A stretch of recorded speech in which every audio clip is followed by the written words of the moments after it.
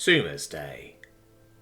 "See you later," Jake said in his rough human voice as he faded away. Jake and I just got done performing a few tests to see if he could use magic like I can. After he left, I flew to town to take care of a few tasks that need attending. It only took me a few minutes to fly to town without Jake. He may be incredibly large and strong, but he is obscenely slow. Normally it takes over 20 minutes to go from our training area to town with him. My first stop was City Hall. I needed to file paperwork on Jake's spear. All equipment used by familiars needs to be registered. It only took a few minutes. I had my new name, that Jake gifted me with, to thank for that. Afterward, I flew to the Royal Citadel. I was now a named citizen, and as such I had to present myself before the Grand Duke for inspection. It is an event that is done once every 6 months, so if I didn't do it now, it would be another quarter of a year before I could do it again. It was a special occasion. Many lords and nobles came to watch and see how many of their citizens get named. It is an investment in a way. The more citizens with names that a lord or noble has living in their territories, the more funding they get for future projects or goals. I live in Count Thecoma Isabella's domain, so he will be the one who inspects me and gets the funding. When I arrived, there was a large crowd of nobles talking amongst themselves. I knew they were nobility from their highly ornate feathers and high-quality beast familiars. Their feathers had been dyed a dazzling array of bright colours, and the familiars they were perched on were ones whose races were known to have dense life forces and unique traits. Not only that, but the saddles on the familiars, the ones that their masters were perched on, were excessively extravagant. As a citizen who was presenting, I was to go into a smaller room and prepare myself. After asking for directions and finding the room, I found myself among only 4 others. A child who still had his tuft in some places, an elder with feathers beginning to turn white, and 2 others about my age, a male and a female standing off together, away from the rest of us. We didn't wait long.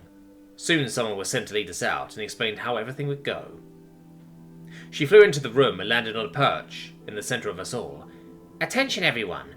We will shortly make our way out to the Grand Duke's meeting hall. Once we do, you will all fly in and land single file on the perch that I do.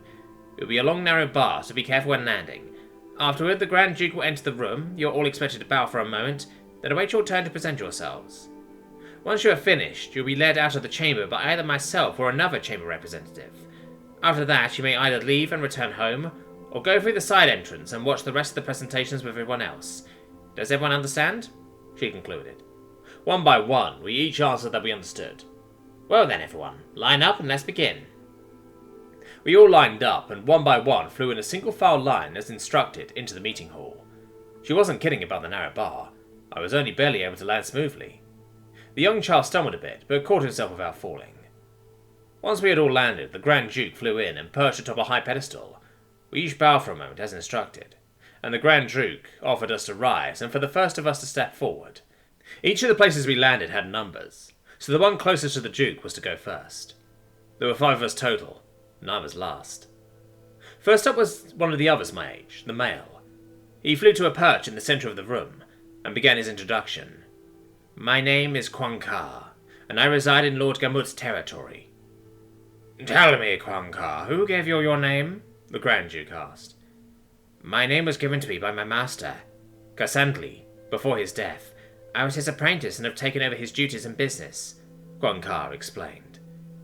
"And what is it that you do?" the Grand Duke questioned. "I am a craftsman.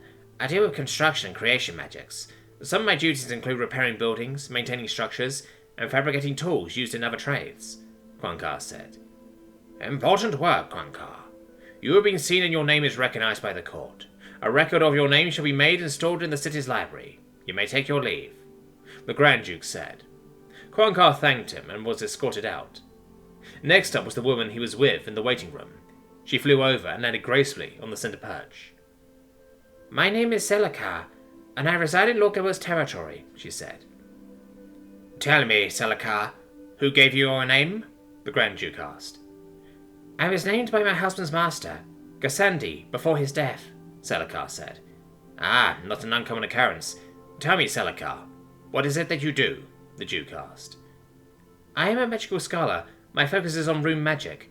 My duties include creating runes for different purposes and installing them where needed," she explained. "I see. Thank you, Selakar. You have been seen and your name is recognized by the court. A record of your name shall be made and stored in the city's library. You may take your leave," She also thanked the Duke and was escorted out. Next in line was the eldest of us. "My name is Nook, and I reside in Baron Scheifer's domain," the elder said in a breathy, strained voice.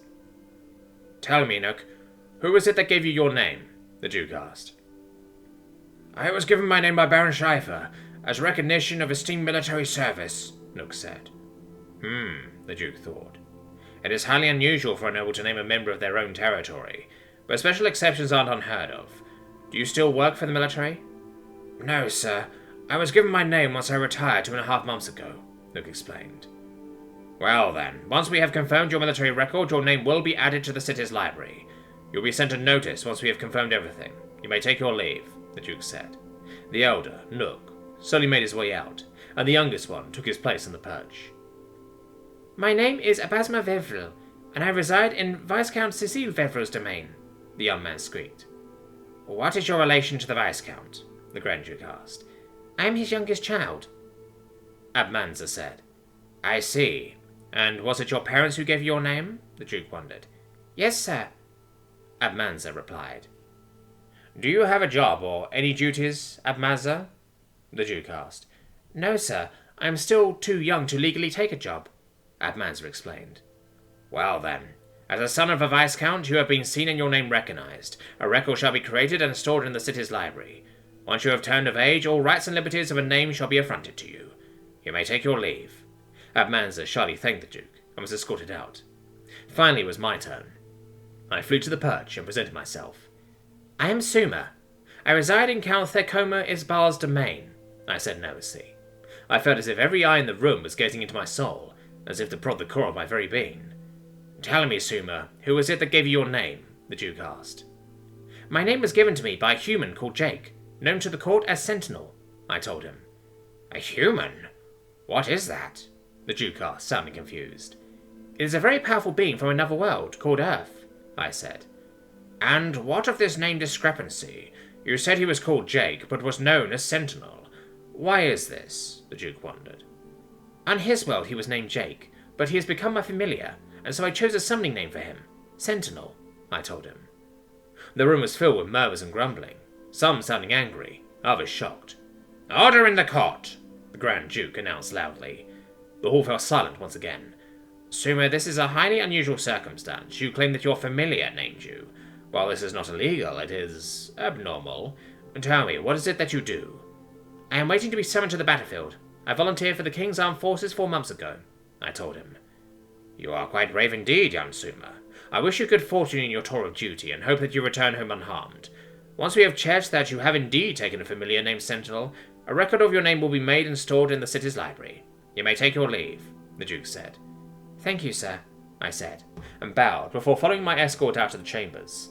With my exit, the Grand Duke dismissed the event, and sent orders to the city's library to create all of the confirmed names. I flew home that day elated. I was now officially going to be recognized as having a name. I only wish I could have foreseen what would happen later that very day.